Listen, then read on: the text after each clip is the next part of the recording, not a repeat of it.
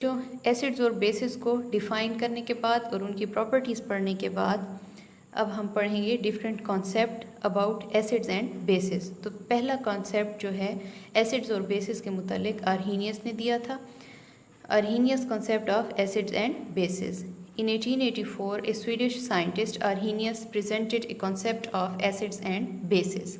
1884 में एक Swedish scientist जिसका नाम आर्हीनियस था, उसने एक कॉन्सेप्ट दिया था एसिड्स और बेसिस के मुतालिक, और इस कॉन्सेप्ट की बेस किस चीज़ पर थी? Based on ionisation of substances in aqueous solution. इसकी बेस थी आयनाइजेशन पे एक्वस सोल्यूशन में, यानी कि कोई भी सब्सटेंस जब वाटर में डिज़ोल्व करते हैं हम और वो हमें पॉजिटिव और नेगेटिव आयंस देता है, उस बेस पर इसने एसिड्स और बेसिस को डिफ़ाइन किया था। तो आर्हीनियस एसिड की डेफिनेशन देख लेते हैं। An acid is a chemical substance that dissociates in aqueous solution to give hydrogen ion या H पॉजिटिव आयंस।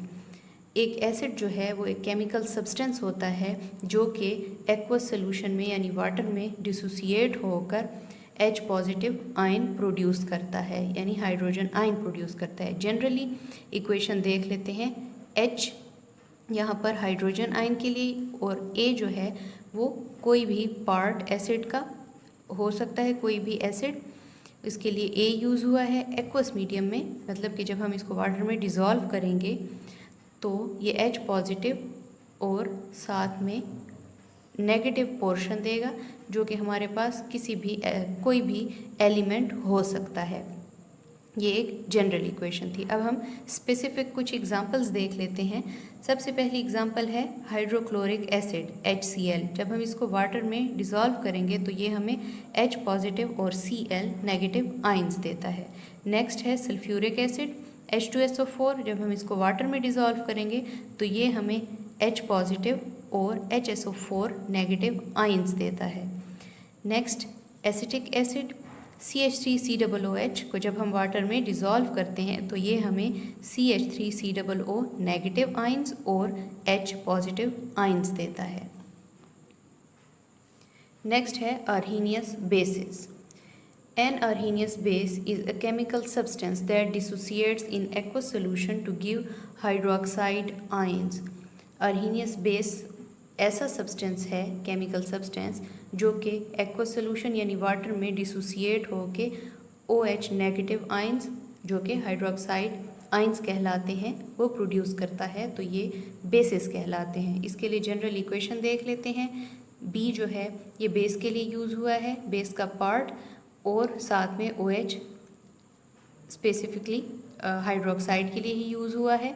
जब हम इसको वाटर में डिज़ोल्व करते हैं तो ये हमें B portion plus OH negative ions देता है, यानी कि हाइड्रोक्साइड आयन प्रोड्यूस करता है और साथ में बेस का पार्ट प्रोड्यूस करता है, जिससे मिलकर ये बनी होती है। ये जनरल इक्वेशन है।